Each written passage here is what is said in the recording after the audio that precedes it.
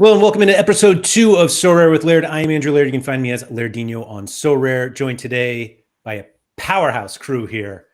Peter Stoyanov, M-Pen, Gator Guy. Let's go.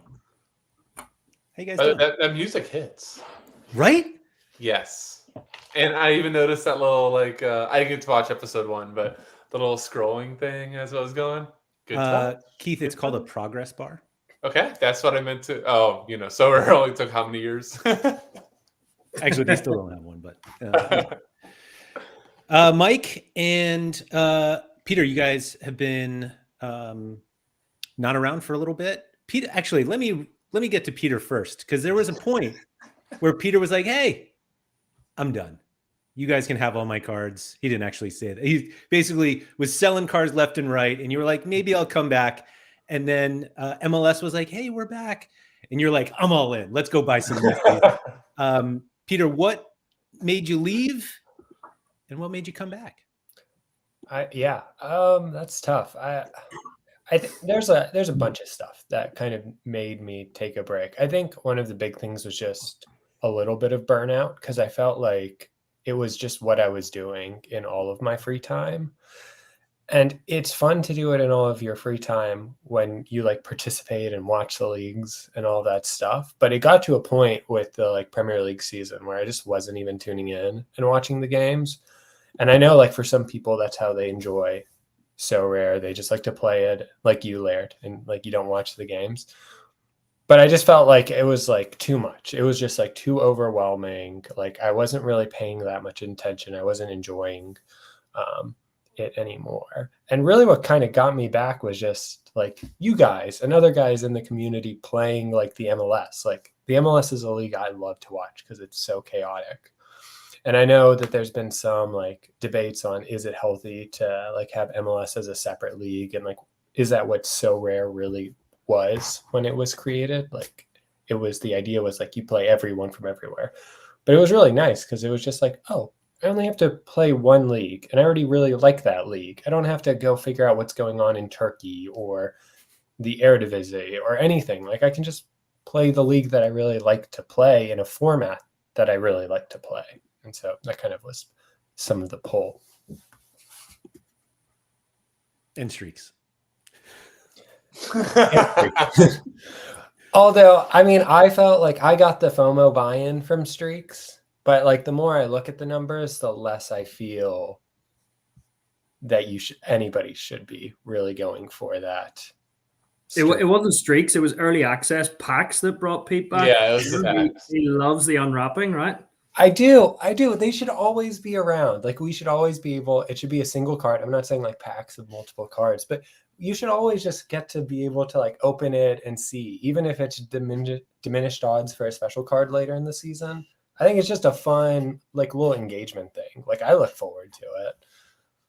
I think that was the biggest misunderstanding of when you were talking about that previously, and everyone's like, you can't have packs. Nobody wants that, blah, blah, blah, which plenty of people do want that. But you just meant kind of wrapped cards, not so much unknown packs, right?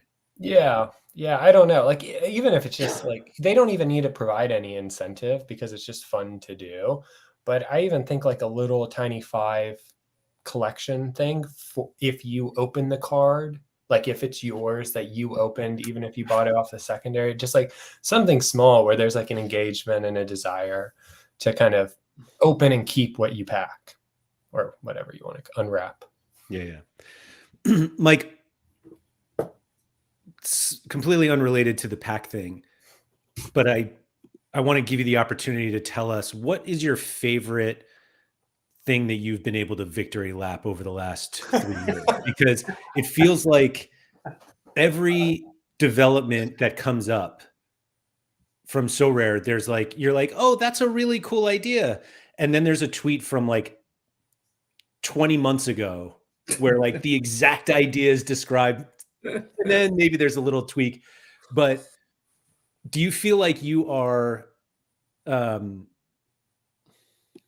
what's the feeling? Is it vindication, or is it just oh, I'm glad they're listening? Or how do you feel about these? It's maybe about the only thing I'm good at is guessing what they're going to do. No, certain vindication, but there was also a point. When was it? Was it the MLB launch or whatever? It was a few weeks ago where I was a little bit like, hold on, it's starting to get a tiny bit annoying, actually, to the point where I'm like, I'm not claiming all these ideas. A lot of great ideas have also come from the community as well, but I'm also like, Sorare, it feels like Sorare rely on our feedback and our opinion a little bit too much, maybe. And I think they can potentially come up with some innovative, better ideas themselves. But no, I mean, it's fine, it's fun. I think if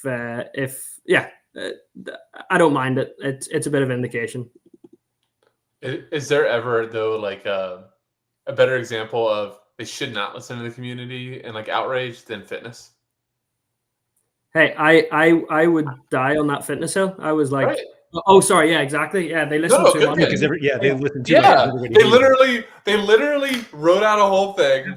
You know that they were all like fist bumping. Yeah, great idea. It's gonna pump revenue, and then chaos. But then what was it? 3 days? Like 2 days? Like sometimes you just gotta like announce something and then just let it simmer and let people see it in action.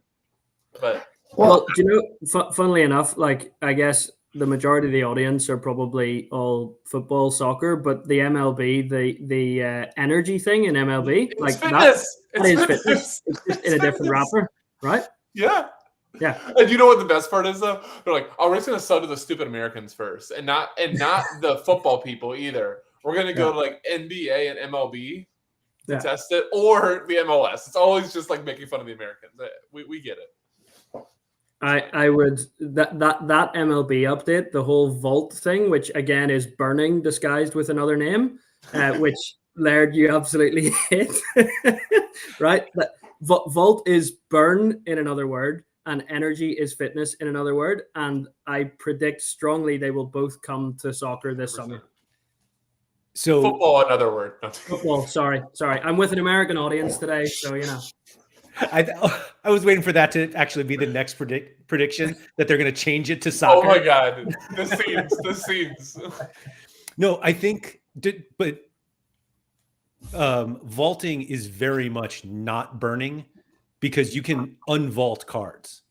Yeah. And so it's like I don't think people like truly like they think they understand burning, but I don't think they really do. When it's like there's going to be a point where if they have burning, somebody will burn a card, and at some point there will be like what do you mean I can't unburn my card? It's like, well, so I think vaulting just saves us from ourselves, probably. Yeah. I think that the vaulting thing, and I can't remember what else they call it, but like that is brilliant. I love it. Of course you do.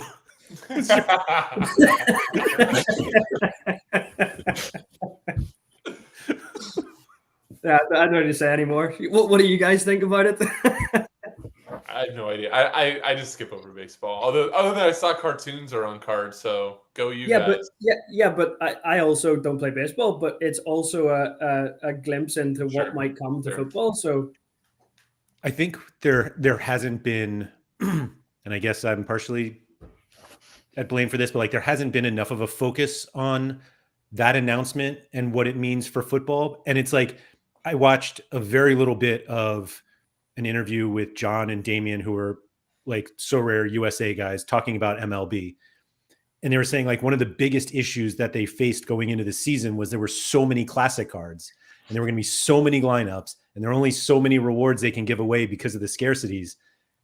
And we have like 4 extra seasons of football than they do MLB. And it's like, if it's a problem for MLB, it's absolutely going to be a problem for football. And they were like, the vaulting was like a great, like essentially plan in order to like cut down on the number of classic cards they're going to be used in competitions. It's like, yeah, like if they don't do it for football, it's like, I don't know what they're going to do because they got to do something. Like they're recognizing it at least. Yeah. Isn't the difference though in baseball too? Like what was it? 2 seasons of the screwed up scarcities, like where rare is 1,000. Yeah, but I don't think they ever got above 1,000. Like I don't think it actually ever went above. But even if you go 400 though, one season, that's 4 seasons of football. So Like it scales. Yeah, I'm just saying I don't think they ever got that high. Like I don't think they even Gotcha, got like a gotcha. second season's worth. God, that was so. Oh, they realized they fucked up really early on. I don't know. That was the other thing I was going to say as well. Laird, now that you're no longer officially attached to any sort of company, we can also sort of speak as freely as we like now, right? Not that we were held back before. I was going to say, I feel like if it wasn't held back. There was like a 1% where like, if this comment's going to burn everything down, it probably shouldn't be on Sorare Data stream. Yeah. I don't think there's anything I could say that would make everything burn down, but I guess. No. But every episode we had Mike on. Yes, there was. That's fair. That's fair. Peter, let's go back to actually playing the game here because you sent us a spreadsheet about MLS streaks. Yeah, just to convince himself not to do it. And I was so excited about it, and then I saw the math, and I was like, "This is a terrible idea." You have to run us through that math. I'm still not convinced. I think you're undervaluing it. Well, Peter, before you go, the funny thing is that like I was like, I'm out on streaks. This isn't worth it. And then they boosted them, and Mike, you were like, that jackpot is actually like at the end is actually pretty nice. And I like must just speak to my confidence in winning in MLS. And I was like, I didn't even notice like how much bigger it was at the top because the bottom was the same. Like the first three, I think, were the same. And I was like, oh, maybe I should like this. And then Peter ran the numbers and he's like, nah, you shouldn't like it. I think the first thing that's tricky with streaks right now is we just don't have a lot of data on how like MLS only lineups really work. It's really hard to parse out old data from Challenger and even America. Like, and even back in that day, cards were so prohibitively expensive. I don't know if it was like it's fair to compare to that time. So there might be a little bit of that. Some people, I know, Mike, you mentioned that maybe like scores are down. Or maybe that's just how MLS scoring is because it's just so all over the place. It's like, who's going to keep that clean sheet? Who's not? Like, it feels like a mess every week. At least it's felt like that in my lineups, combined with DNPs early on and all of that stuff. So there's definitely that aspect to it. But I think what's also what we're discounting is how hard it is to chain it. Like, it's not like you can hit level 1 and then you can kind of like, at some point I'll hit level 2 and then I'll hit level 3 and then I'll say like, you've got to do it in a row, and getting those scores like chained is really difficult where it's really improbable that you're going to do it based on the numbers that we have so far. So even though that jackpot's big, I mean, the odds that you even get with 3 lineups, that 450 score after doing the other prerequisites is like close to 0%. So there's almost no, like, I'm sure somebody will do it, but you're probably not going to do it. Asshole. Who are you talking to? I know, right? We all felt the you. Like Peter was like singling all of us out at once. And everybody watching. Peter, do you mind if I share this? I don't think that sheet's ready. I'm going to share something in a little bit. Okay. Because there are some things with like the probabilities get really difficult because you're not just talking about 1 lineup or 2 lineups or 3 lineups. And then it's like, how do you do the expected value? Like there's some stuff, and I just want to make sure it's nice and tidy before I release it. So we said, I'm going to do it just to spite Peter. And I think it's fair. They made an announcement that there might be something if you reach like level 3 or level 5. And like, how do you value that when it's just like this announcement that something might happen in the future? I think my favorite part of the spreadsheet is that, frankly, I don't understand the whole spreadsheet, but the number of percentages well below 0 or 0.1% of like your chances of getting it. And I was like, man, we just have no chance. There's a lot of zeros after the point. It's a lot of them. Yeah.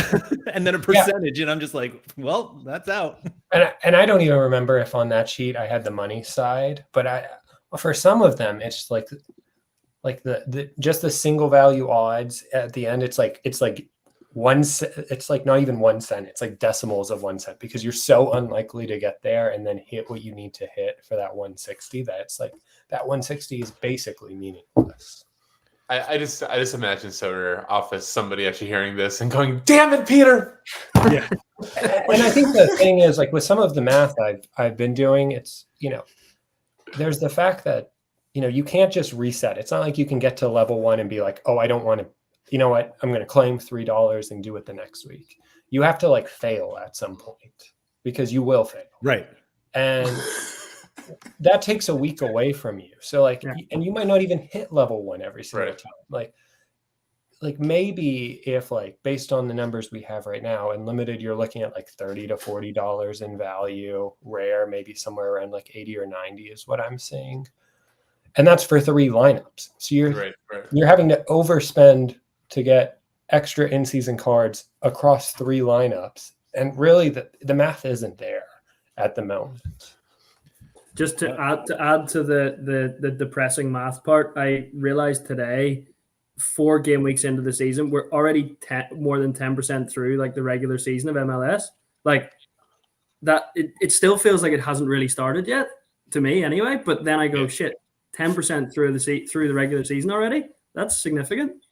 Yeah, let's also not forget that we have an international break coming up that MLS will happily play through. And so like you could have some cards that are playing and some cards that are on international duty, and they're not going to be eligible for the MLS streak. And don't forget that it's the better cards too. Right. It's like if you're good, decent chance you're going. And it's a trick, right? Because it's like the whole streak is forcing you to like go out and buy another card to reach to hit the matchup. Like nobody is doing it with the same 5 cards for 5 weeks. Like it is not happening. Well, Peter, you actually leave out one part of there too on the streak. It's not only that they're forcing you to buy one more card, you're having to replace a Kai Wagner's or Lionel Messi type of card. Either spend that much, which those are really expensive, or forego the chance to use that classic card at what is it, like a fourth of the price? Yeah. And go, and now you're like spinning the line, you're like, oh man, as I'm looking at my screen, Osman Bukhari, he doesn't look too bad. Messi, Bukhari, same thing. At least Bukhari will play more than 80% of the games. Oh my god. So not to switch the subject, but Larry, I forget. I accidentally did it earlier. Is cursing hurting your future ability to make money or no? No. Not enough yet. Okay, cool. So fucking Harry trades. Wow, that's not where I thought I was going. Hold on. Love Harry to death, but God, there's very little more annoying than if you see Messi's like questionable or not going to play. He just chimes in one of the 4 different chats that I'm in with him. Worst hold on, hold on, Sorare. Like, fuck off, Pete. Or not Pete. Fuck off, Harry. Like, I don't need to hear this right now with my 2. And then you don't play him this weekend and he drops 100. Like, just. Harry speaks like somebody who doesn't have a Messi. But hook, line, and sinker, Harry. He's totally victory lapping it. But I can also relate with Harry as a non-Messi holder. Like I get pleasure out of it. You love it. Right? No, you love it. Yeah. Absolutely love it. Yeah. I get it. And he's injured again. See, he went for a scan this morning out of the Argentina squad. He just didn't want to go to Argentina. Well, maybe he'll play spring for break. Miami. It's spring break in Miami. In Miami. Stop it. He's got his priorities. Fair. Yeah, it's closer to winter now. And hold on, what do they say? What do they say? Business decision.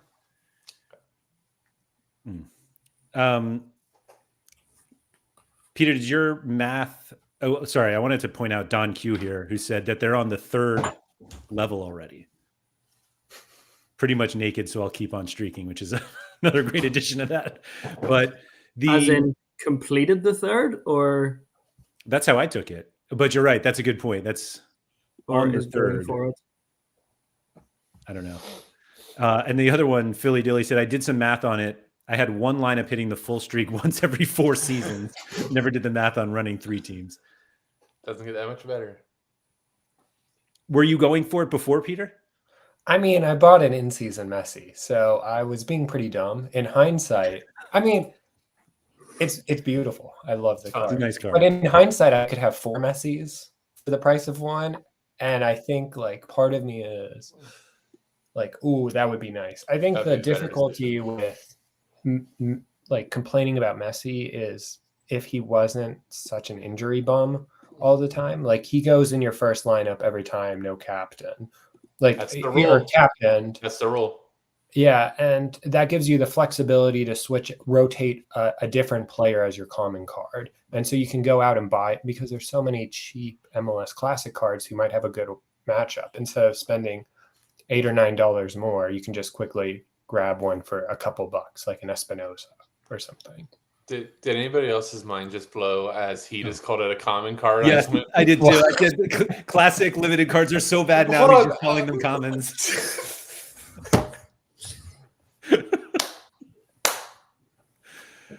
No, Pete, I think that was amazing. Like, Yeah. that was the most perfect Freudian slip right there.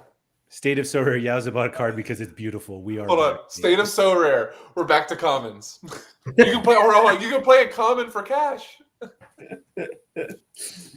So, Mike, I guess the big question is like, what are you going to think of next?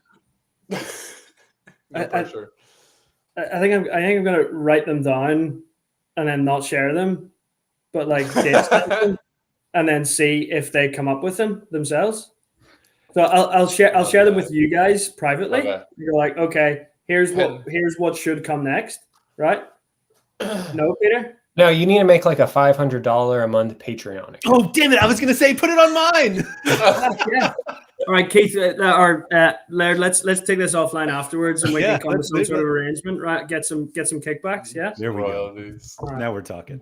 We're talking. But no, I think that the MLB stuff that has been launched, I was just reading it just before we jumped on as well to refresh. But I do think that the Vaults thing is probably going to come. The energy one's interesting, but the other one that I think is interesting and worth exploring. Sorry, Keith, what are you worried about? No, energy. We're freaking back to essence. Oh, yeah, no. Hey, I'm on board with Essence now. I hadn't heard energy, so every time you say it, I have this cringe. Yeah. I'm still getting there. Yeah. The other one that I think is worth exploring is daily play. Like, as in using your classic cards for whatever matches are on a Monday, Tuesday, Wednesday, Thursday, Friday. And that is where classics will get their utility from. Well, you did not do a good job of selling your royalty. You just gave it out. No, well, I mean, they're kind of doing that in MLB, right? And I already spoke about that one back in November. It's all right. So, you don't need payment on that one. Well, they do it with NBA all season, but they're doing but for MLB this year, they're also doing an in-season requirement. Like the in-season requirements for MLB this year are like massive versus like in the number of cards that you can play, like not including daily. And I think they have two daily options, one that is in season and one that is classic. But like I think I said it the other day, like I have 100 and something classic cards, and going into this season, I'll have 14 cards I can use per regular game week, like 2 lineups. That's it for classic cards. Then like whatever energy that I put, but I'm not going to have enough energy to like go full classic lineup in season. And I really can't picture the football side giving up on classic that much, even though like I said earlier, like they're going to have to do something. But like, I think there's a lot of in-season stuff for this MLB season. Yeah, it might be a more sort of gradual, gentler letdown. You know, already this season, you know, we've gone from 4-1 and even Super Rare and Unique have moved up as well. So I think it's gradually moving that way, and you know, instead of doing it in one fell swoop. But going back to that, the MLB, and sorry, nobody's probably interested in baseball, but am I right in saying that the lineup is 7? I don't play MLB. It's 7 cards instead of 5, right? 7, yeah. And it's all in season unique. Yes. how are the first couple of game weeks going to look like? Like, how many uniques are they going to churn out? Well, there, you'll have energy to use your classic, some of the classics. Everybody will get some energy. Yeah. That still is what, one? You can do an entire classic lineup. Oh, as long as you have enough energy. You can play it all up. Oh, gotcha. Yeah. So I think what it said, it costs like 25 energy per classic card in a lineup or something like that. I think it's 50 actually, because so they have. I think it's 50 to use it in a regular game week and 20 to use it in daily. Yeah. So, Toby was asking, what do you get when you volt the cards, which is a nice play on the energy thing. So the idea is that, well, it's also very different than I think how you were describing it, Mike, because your idea was if you have 5 seasons of, I think the example you used was actually Joseph Paintsel. So I'll keep that MLS even though he's hurt. But like if you had like 5 classic Paintsels, those would be essentially locked in a vault and it would boost your new in-season Paintsel. Yeah. And for Sorare MLB, they're not doing a card boost. It's a reward boost. Mm-hmm. And I was curious how you guys thought about that, because like that seems, I don't know how you do that for a card reward because you can win cards. I assume it's just the cash. But how do you feel about using that as a reward boost instead of like a card booster? I have no idea what's going on. Yeah, me either. Me either. I'm the same. So I'm just rolling with it. I'm like, yeah. So right. So essentially, you can have there are player vaults, and then there's like your collection vault, right? Which, irrespective of how many limited cards you put in the vault, you reach certain thresholds. So I think the max unlimited is something like 400 limited cards, and then all of your limited lineups earn 15% extra than what is listed. So if first place pays $1,000, you would earn $1,150 in that game week, right?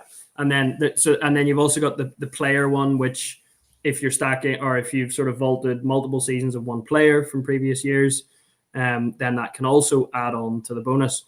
So what I am trying to get my head around and don't quite understand is, or maybe it's a bit of a cynical view more so, right? That to me tells me that if you're not vaulting, if we're using that word now, like the rewards are just going to be shittier, right? Like the cash payouts or whatever. So, the expectation is that for you to do well, you need to have a big vault. So any T5 craft or crappy limited that I buy for collection purposes or anything now, I'm just holding in the expectation that this is going to come and I can just vault a load of players. I have the blog up here. Sealing is the verb. Sealing. There we go. That's SEAL, not like the roof. He looks like he wants to quit again. I don't know if anybody else notices this. Like, is there any value to vaulting someone that's like a T0 at the time you vaulted or whatever, or like a T3 at the time you vaulted? Because it feels like people are going to sweep, well, not Paolo's gallery because he doesn't sell stuff reasonably, but any other trader's gallery. It's like, because what's the incentive of me not dumping a Messi next season and then buying 50 terrible cards if Messi is very valuable and I'm vaulting him and putting him away? Because we don't want to. I don't quite understand that mechanics. So if you seal a Messi, your Messi player card gets even more bonus on top of the overall vault bonus. It's quite complicated, but that's only if you have multiple, right? Well, no. So if you're playing an in-season Messi, say we're in the 2026 season, right? And you seal Messi from the 23 season and the 24 season, they get incremental bonuses as well as whatever all of your limited cards bonuses. Are there a lot of now, if you got the blog there, you can pull it up. It's maybe easier. Are there a lot of classic MLB competitions still? There's one. There's one. Wow. So, but that feels like okay. Like that's like they would need to really just get rid of classic competitions on the soccer side. Like Mhm. Yep. maybe it'll happen. You were. You're saying the quiet part out loud.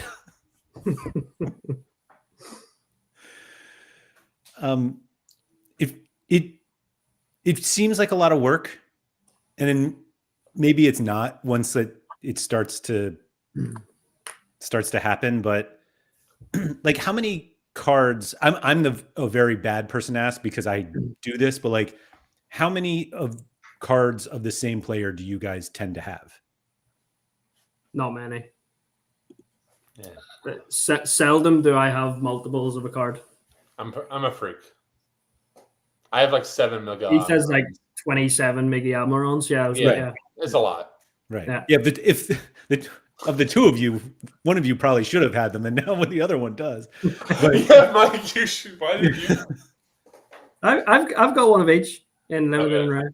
Well, no, he's more saying because of your Newcastle collections. Yeah, exactly. Yeah. But This guy will never play. I got an offer for a card today that I didn't even know was in my gallery. Like Robert Zulj, midfielder in the Austrian Bundesliga, an What? offer for like 32. Yeah, for LASK, an offer for 32 cents. And I was like, hold on, is he getting a transfer or why is someone buying this guy? I went to this guy's gallery and someone has like 50 limited cards of this guy that they've just bought today. So He knows something. Was You know it what's China? you know what's freakier though? When you do the research, you get like an offer for like 72 cents on a card that you forgot you had. You do the research, he's going nowhere, and you're like, and some of these cards have like 600 minutes. I'm like, why me? yeah, How did you find my shit card? exactly. Yeah. And I kind of respect it. So I normally just accept them. I'm just like, good for you, dude. Like, I don't know how you did this, but you wait. It's not worth your time. So I'll hit accept. Here you go. Do we think the MLB thing discourages, like if it came to soccer as well, do we think it discourages new users from joining? Because like the one thing I think of is I'm pessimistic. I look at this and I'd be like, oh man, these people have established galleries with hundreds of cards, boosted prizes, boosted players. Like, do I really want to compete against that? Do you want to know the truth? Sure. They never look. But like if you're like, I feel like with Sorare, maybe I'm wrong, but I feel like new users, I don't know, would be word of mouth. It's not like any of my friends are playing it if I don't tell them about it. It's not like they're So you go to your friends, but don't join because I got an advantage over you because I've been here for a while. So just letting you know, like you're not saying that. But that's actually exactly why that makes sense why they're putting the reward part of it on what you win rather than on your XP, right? So that new user is never going to see what you're winning, but they'll still be able to compete with you at relatively around the same XP without your vault ceiling bonus on top, except your vault ceiling bonus earns you more cash. So you're not like affecting them in the game. Clever. I mean, you are because you're giving the other person more leverage to buy like more cards later on, but nobody's seeing it that way. I don't think. It reminds me of a conversation that I had with it was Surface to Air Missile that I'm of the belief that new users almost never go back to see how much cards were worth. And so there was this idea of like, what happens when these users see that they can buy Mbappe for $100 and it used to be 20 grand, and why would they, they're going to leave. And it's like, they're never going to look. They never do. And like when people when they're new users, or even within the last, you join within the last year, you look at the leaderboard, you see the lineup in front of you and you're like, oh, I'm behind it. Like the number of people who will like go into the galleries of the people ahead of them and like see where their collections are and what the XP is probably fewer than the people on this show right now. And so it's like, we think we know it matters, but it matters in at that moment, and then it's gone. And I think most people really don't care. So I agree completely. This just popped back in my head, and we're all old enough on Sorare here. We remember this. Do you remember what one of people's biggest reasons that they hated Lister play was? Like, this was legitimate talks, even on Sorare data shows. Like, legitimate talks of people are like, how can you do this? It was people were arguing that somebody could send an offer to somebody with a card in their lineup, and it would nullify their lineups. Yeah, and like, this is gonna happen all the time. I've not heard one person ever complain that this occurred. I've never heard one time. Actually, you know what? I take that back. Powell Trader did it. Karma's a bitch too sometimes, but I think that might be the only time I've heard somebody complain about it. I think Powell was like a unique lineup, and it was like, do you remember this? It was like an hour before the next deadline, and he accepted an offer like a midweek. And he's like, well, I was first in All-Star Unique or second All-Star Unique, and no, I'm not. Just sold a card. Do you know, actually, something similar to that I feel a little bit guilty. I didn't actually go through this. Well, no, it's related, not related, kind of in a way, right? But I can't even remember the card, MLS, last couple of weeks on auction that I wanted to buy. And it was coming down to like 10 minutes remaining. And there was someone else bidding on the card. And I went to look at their gallery, and I was like, just interested, are they really hot on this card? Is it for collection? Like, are they going to go further, whatever? I went and looked at their gallery, and they had another card on sale that I was interested in, right? So my theory was like, right, let this auction run down to like 90 seconds, then send them an offer on that other card, which is going to distract them, take their time away from the card at auction, so I can get the auction. They won't put another bid in. I didn't do it in the end, but like, that's amazing. Right? Yeah. I actually thought you were going to go one step further, that maybe you were going to bid it up and then think that they needed to sell that card to like keep up with your bid, and then buy their card after you won the auction. Well, now they really wouldn't be bidding. Now he's completely screwed their heads. They're like, where are all these hold on, like the real secret? And then you send them 72 cents for a card they didn't know like was still in the gallery. And now they're researching set pieces in Austria, right? True. Actually, what I was gonna do was send them like 10 like random no-name cards in the offer, so they would have to like dig through and be like, is there anything worth value in here? Oh shit, I've missed that auction. Sorry, mate. I feel like the dark arts of Sorare. This is great. I feel like we could get Sean with one of these one time. That would like totally brain screw him. Like he would just be like, this is how Sean Newsham thinks, by the way. If we're going with the shithousery. The moment that Sean, because he has a graveyard like miles deep. And if you send him, he immediately goes to like Twitter or somewhere and goes, oh, the card must be back to life, is what he was like. And it would always be like, Keith, I've had another dead person come back to life. Because if they're like any lower league or Saudi, which it feels like 10% of his gallery is probably Saudi, like, oh, transfer. Yeah. I think my favorite thing about Sean is that he considers cards that he buys on auction as winning them. What do you mean? Hold on. So he got like an in-season card of someone and was trying to sell the classic, and he's like, yeah, I can sell the classic because I just won the other one. And it was like, how? It's like Wednesday. And he was like, well, I won the auction. And I was like, that's not winning a card. What are we talking about here? Anyway, Philly Dilly was saying day one of no corporate responsibilities. Oh yeah, new users are fucking morons. This is something I've said for a long time. Not that new users are fucking morons, but that there are things that new users care about, and there are things that new users are just ignorant about. And one of the things they tend to be ignorant about is what cards used to cost. And in the way that they play the game, I would argue it doesn't matter what cards used to cost. Because as Trey said, people care what they can win now and how much it costs now. And like, that's it. And that's where we are in the game. And this whole idea of like going back to seeing like how expensive these cards used to be, I just don't think it's even a consideration for newer users at this point. Frankly, it shouldn't be a consideration for anybody. It doesn't matter. I was just going to say, isn't that just because like there's not one person on Sorare, with the exception of Palatria, probably that thinks these cards are ever like going back to that thing and like there's nobody, which is fine. Everybody's just going like literally. What's the conversation over and over again? Like how much I can, or at least the combos I have with people. It's like I think I can literally. What I can I think I get can back yield this for this season? card. I think I can yield from this.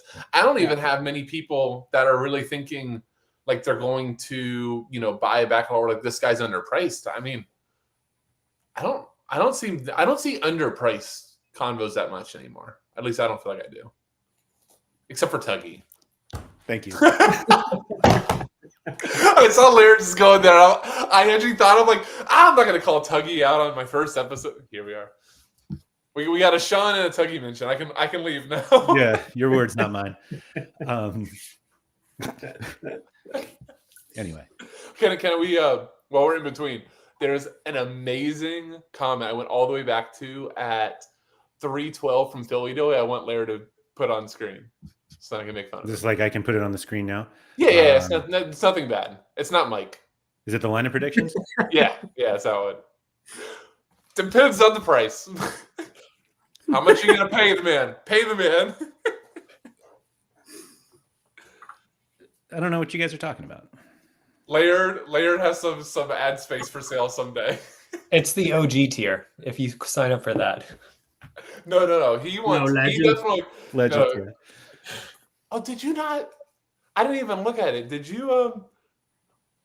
What's your top tier named again? That I'm gonna make you say if you want to say what you wanted to name it. Me? Yeah. What did I want to name it? It's called Legends tier. You sent me. I don't know if you had a few drinks one night, but you said what was it? Saudi Prince level. I was going to call it the Saudi Pro League tier. You get everything as that you get. What was it? You get everything as everyone else. You just pay more. I still have that in the description. I think. I thought you were going to go that way. I think that was it's an in awesome there. name. Yeah. Patreon.com/Andrew M. Laird. Anyway, Ryan said the underpriced conversations are based around the quote, he's cheap, I can yield from this. That makes sense.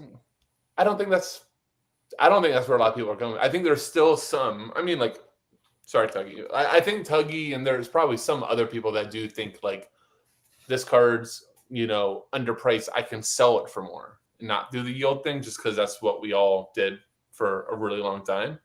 So I still think there's a little bit of that, but I think what more people should do is what he just said.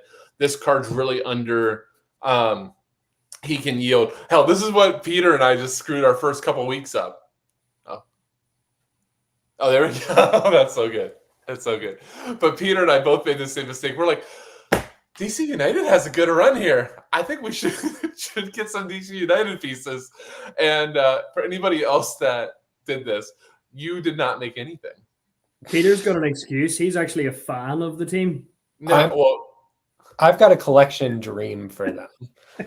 I am trying to work on getting all Thunder cards for the DC United players. Ooh. And let me tell you, why I want packs back? Because not every player has a Thunder card. It's crazy to me. Oh, that's actually bad. But like most of them do. And then I send offers and they get immediately declined. So it's going to be Well, they know now. They know that they found their sucker. Pete, did you ever, so I'm going to give backstory before I say this. So when they first did the animation cards, I don't remember what was going on with people. One day he's like, I think you were pissed at Sorare for something. You're like, and they can't even figure out how to load a page. I have too many special editions and my RAM's crashing. Yeah, I was trying to do all of the auctions for the EPL. That's what it was. Like 8 tabs open, and I couldn't do it. Like I just couldn't. But it was like you at one point you were like, it's the animation cards. They're loading. So good. What made you go on the Thunder? I just think it looks the best. I don't like the other designs. They do look cool. I agree. I think they're the best. Like that's why I was a sucker for that Messi card. Like that, I knew when I clicked buy that was a dumb purchase, but I was like, guess what? Nobody else has it. That's how I felt. It's a unique card, basically. Peter, you're so funny. You're like, got a few. What's a Garrison Tubbs? I've been trying to buy a Connor Antley, and the guy will not sell it to me. That's a very, very weird hill to die on, isn't it? Do you think it's because it's actually Connor Antley? Who knows? Man, 44 cents. I mean, yeah, I'm offering like $5 or $6. He's not having it. And wow. $46. All right, 2021. No, he said 4 to 6. Oh, I thought you said 46. Hold on. Offer him 46. Let's see if he declines. Yeah, definitely do that. I was gonna be no, but like honestly, Pete, you're so like depending what mood you're in. No, the math ain't mathing. Or I'll pay $46 for some no-name Thunder card. well, so like that's my goal. Like that's part of like, a lot of it's like how can we have fun with the game? Like the game's like how can I have more fun with the game should be the term. Like I'm not playing this because of an ROI thing. Ath Wallace or whatever. He won't sell it to me.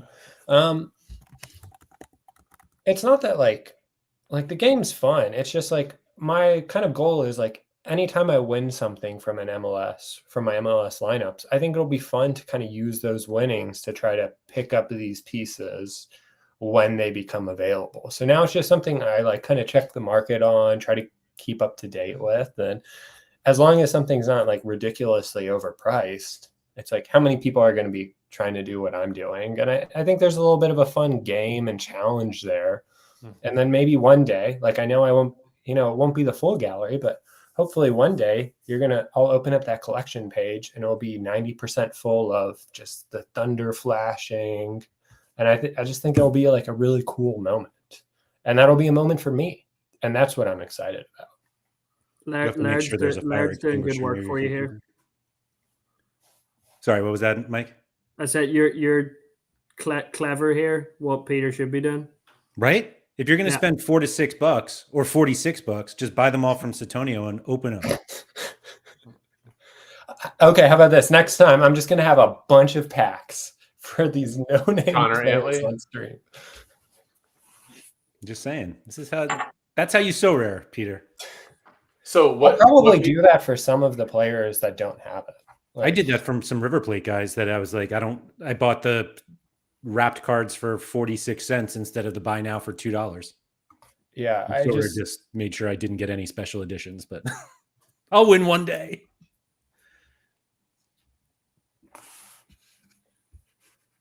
How much for the Joao Klaus Thunder? More 4 to 6 times what it's worth based on his math, I think. Ooh, I offered 122 to complete a set once. I feel like there needs to be more. Like if that was a limited set, super rare. DC shitter pack openings 100% going by.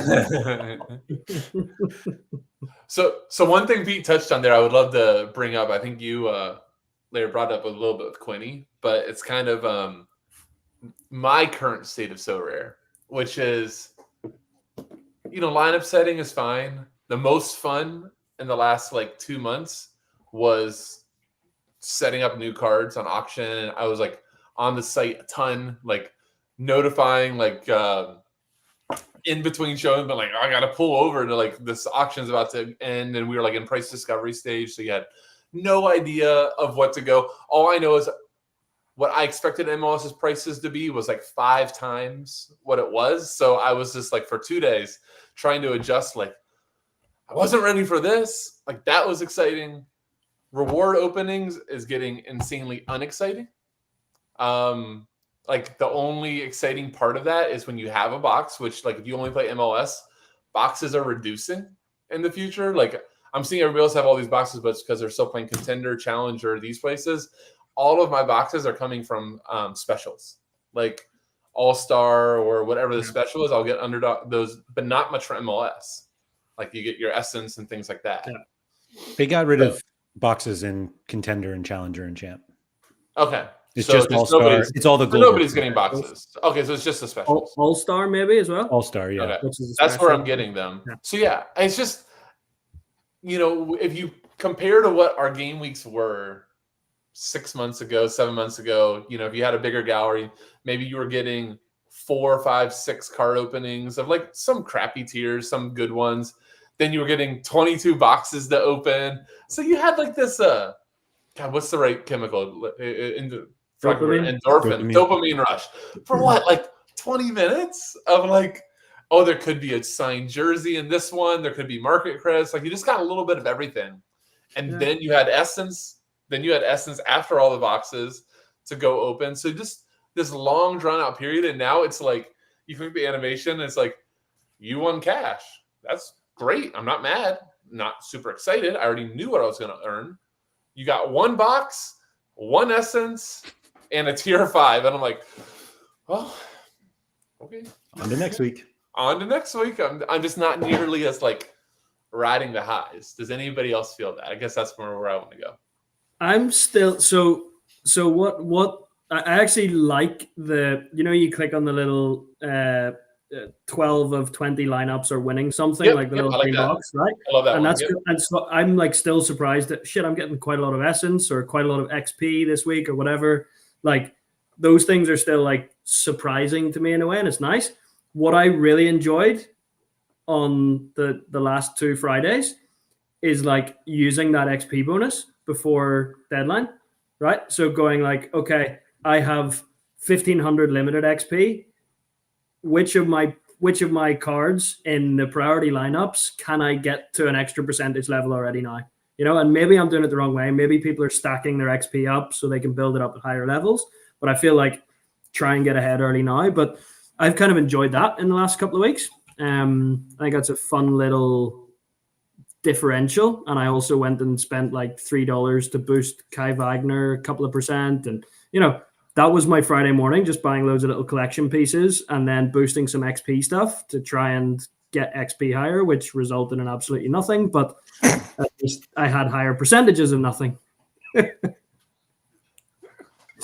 Who doesn't like 12% of 38 points? Yeah, exactly. I think Sorare should make an ad for you as this is why you should join the game. You can buy your $3. You can decide on XP. I'm just saying, like, to me, a little of the excitement's down. You did not convince me there, Mike. You did not convince me to get my excitement back for that. Keith, are you not a little bit, cast your mind back a few months back where you were so hyped for MLS, you were buying super rares left, right, and center. And are you just not a little bit just like over that rush a little bit? I think that's the thing. The accumulation phase is the most fun.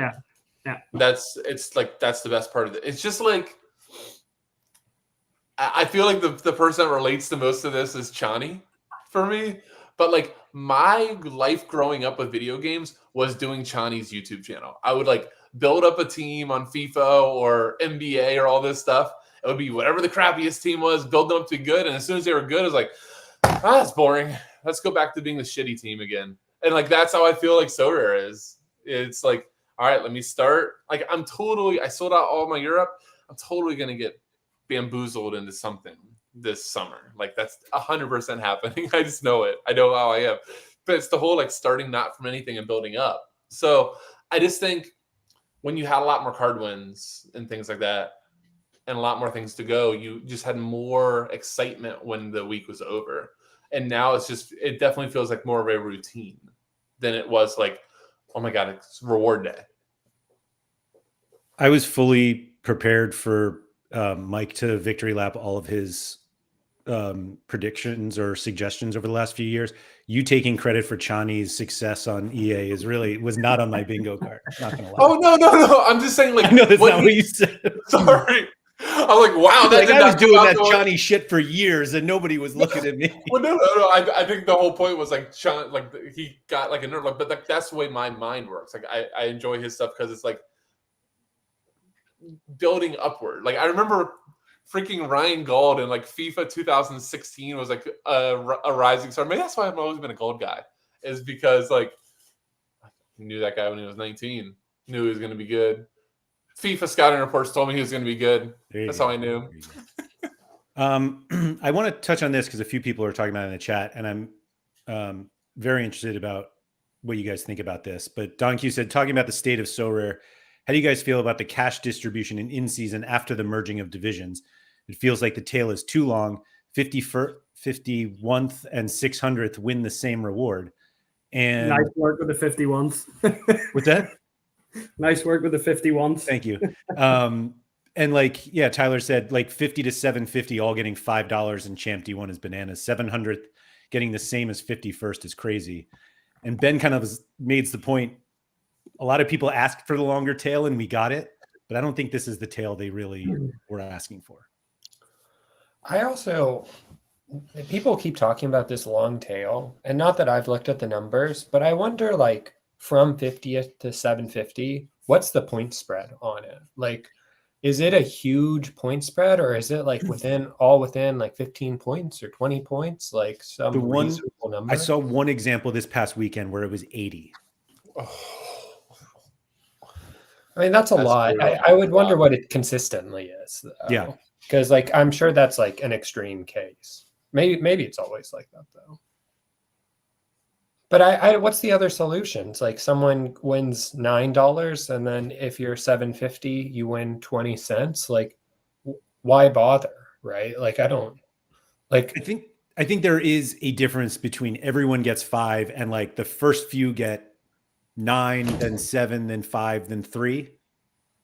Like, I think it does make it does feel weird to finish 50 points ahead of somebody and win the same thing. Yeah, but you're in the bracket. It's kind of like when you're lower down, then you win the same amount of essence as someone a few hundred places below you, or the same amount of XP. So going back to the first part of the question, I didn't like the switch to 3 divisions. I think 5 divisions still worked better, and I would still advocate for 5 divisions. I think there's far too much opportunity for people just to lie stagnant in a division now. You know, there's less movement between, and that gets a little bit stale quite quickly. So if anything, I would advocate for going back to 5 or maybe even 4 divisions. I think, in fairness, you know, super rare just being 1 division is probably valid and a good move, but for limited and rare, I think that the 5 and 4 was better than as 3 as they are. Do you think limited and rare should be the same? I don't mind. Probably, yeah, but more than 3, at least 4, if not 5. Yeah, I wonder if, I feel like a lot of it was, it just took too long to get to Division 1 first. It was kind of discouraging. It did for you.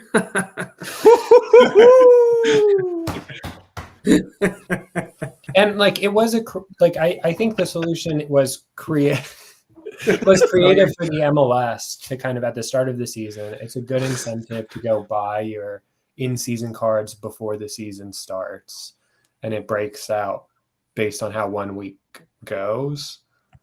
But I think the issue is that they just couldn't figure out a way to allow people to move up faster who spent more. Yeah. Ryan points out here, apparently I'm 21st somewhere with 493 points. Ryan's 266th at 432. 550th has 409, which is what, 82 points behind me, and we're all getting $4. Yeah, I can see coming 21st. You know, when you know you're like, what score you are away from first is probably a lot less, right? It might be 10, 20 points or something, or maybe there's, you know, 1 or 2 guys that have done incredible. But yeah, I can see that hurting. Yeah, I don't know what the answer is. You know, your suggestion of like $9.75, $3 or whatever it is. Yeah, what is that? 30. I think 35-ish points. I'm short of first, which pays $2.50 instead of $4. I think what he's saying, a lot of people are thinking, though, is it's the marginal gain from making $4 for the person that get 500th, and then when they finally get their really good finish, like in a limited contest, whatever we just said, like 20. What do you say? 23rd got the same amount as at the end, but like you're that high up, you're expecting to get like more of a reward. So I think it's the perception that the $4 isn't doing as nearly as much for you as winning 40 would. You're like, oh, that's a big hit, versus like I won $2 last week. I won $3. I'm not feeling like I'm like rolling in success here. That's what my thought would be. There is you just want your top, like your epic week where you're all like fired up for the result. You want it to result in something. It's just like the whole you do this very well, Laird, but other people in the community do not do very well with it, which is they'll see that they're first at the end of the day on a Saturday, and dropping to ninth, they'll feel like they're getting screwed over. It's like, dude, there was still 50% of the games to play, right? But these people will be like, I was in first, and all this stuff happened. Bayern won 13-0. How dare them, right? And like all those guys got over me. Like that's a complaint that you see, So I think it's just that whole losing the top prize and then seeing it down at the end just doesn't give you the marginal gains that people are looking for. That would be my I would also add that the people who feel that way also consider that they lost like $2,000 that week. Like, oh, I was in first, and then now I've lost $2,000 because of that. But to them, that pain, like they're seeing that pain point. They're going like, I won $2,500, and now I won 5 essence, right? Like, it's wrong, but that's just how people feel. Yeah. Don said it kind of encourages the grindy cap 240 play style. Why buy the stars if you can get 600th every week or so with more mid cards? But what is winning 600th every week? I get it, but I just don't think that's at this point most of us are playing for. Ben said for the limited guys, there are now lots of long tails to chase for $5 when we used to only have cap 240 for easy $5. In my opinion, this is good news. Ben also has like thousands of collections to grind for his $5 each week, but yeah, I don't know.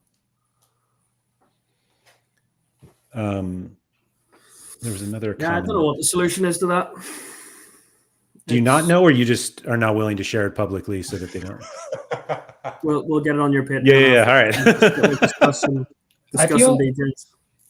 I feel like the other issue they just couldn't quite figure out how to balance was like people complaining. I think they just really hated the narrative of people complaining about needing different scores in different divisions, and they just couldn't quite figure out how to, I don't know, handle that. I feel like they just were like, that puts a lot of negativity. Like how many times does the D2 player get a higher score than the D1 player or someone else? Like it's pretty likely that the best score isn't coming from D1. And I just wonder if that was just, they were trying to get out of that cycle as much as possible. Yeah. But doesn't putting more people in D2 almost guarantee that they'll still outscore D1? Yeah, it doesn't fix. I'm not saying it fixes it. I'm just saying that it kind of starts shortening the gap. You're right. Yeah. Like maybe D2, but like, let's say you hit a big score in D4. Oh, I get $80 and my reward is being in D3. Like, I think that's also some of the complaint. Or I could win a better card if I was in a lower division with this score, or those sorts of arguments. And and that's probably still the case now. I would need to take a closer look, but when you're winning $5 or $4, like maybe people just don't care as much. I wonder if that was like, remember we don't talk about it at all because I don't think anybody thinks we're going to get it with the jackpot in MLS. Like, I don't even think about that. I wonder if they almost made that solution after they got rid of the extra divisions like that, because that was supposed to be the jackpot element that, hey, even though you're in D4, you hit the certain threshold, here's your jackpot. Like, yeah.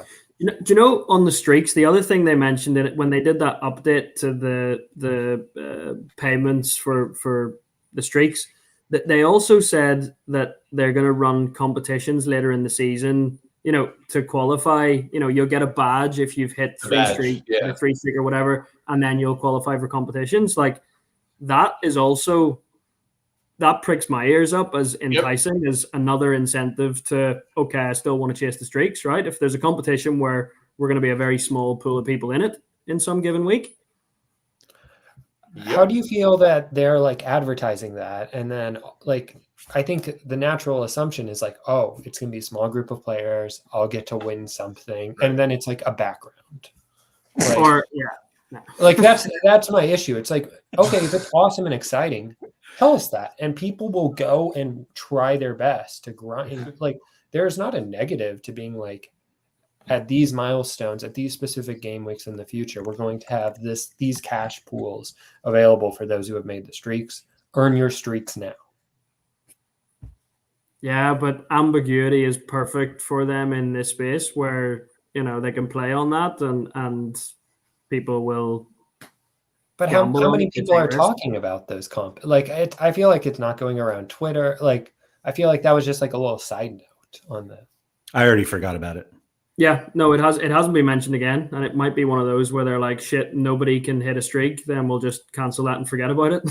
Well, like you say that, but I think there's a reasonable outcome where we get to that point and it's like, oh, 3 people have done it. And it's like, you can't do a contest for 3 people outside of Unique, at least.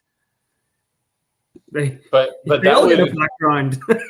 Well, you know what would be the worst part about that though is like you kind of could if it like you had a way to like advertise the exclusivity of it and like, you know, these 3 players are getting a chance to play for $5,000. Like that's I don't know if I trust how well that would be done if it wasn't like content people that made it. If it's just like three If it just happened.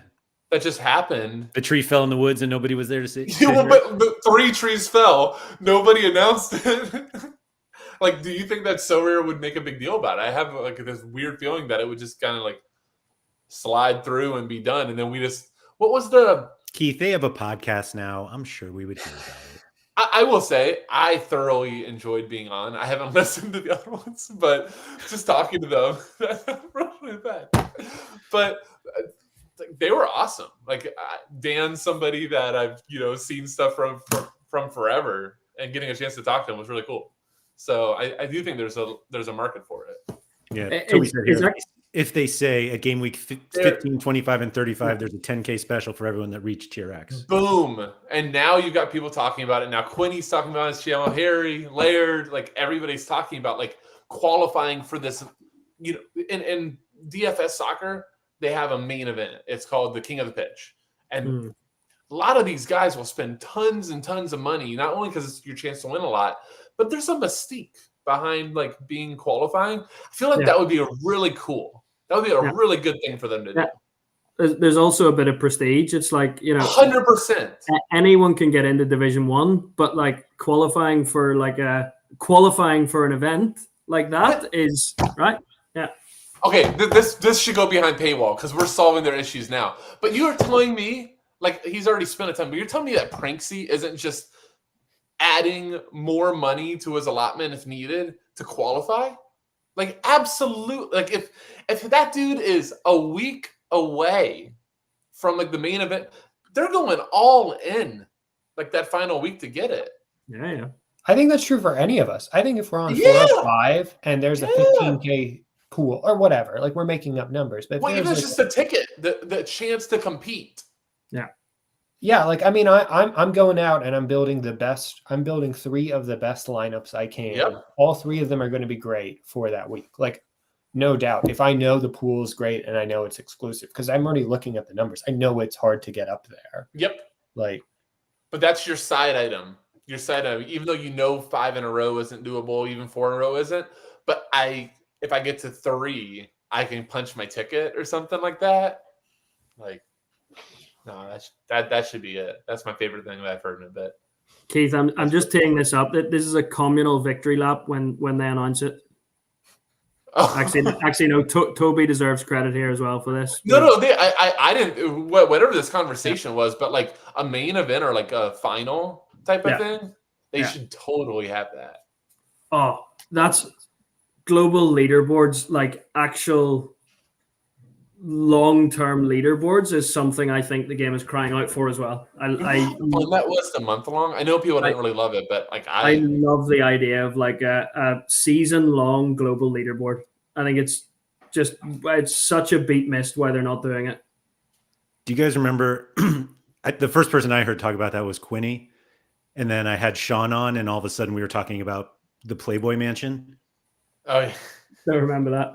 Oh. Because he qualified for the college football final. Yes. Yeah. There was like some like DFS. That's a big thing of having like a live final. And there was like a conversation, and Sean's like, "Yeah, it's very easy to do it. I went to one at the Playboy Mansion." And was like, "Whoa, what? What are we talking about here?" Yeah.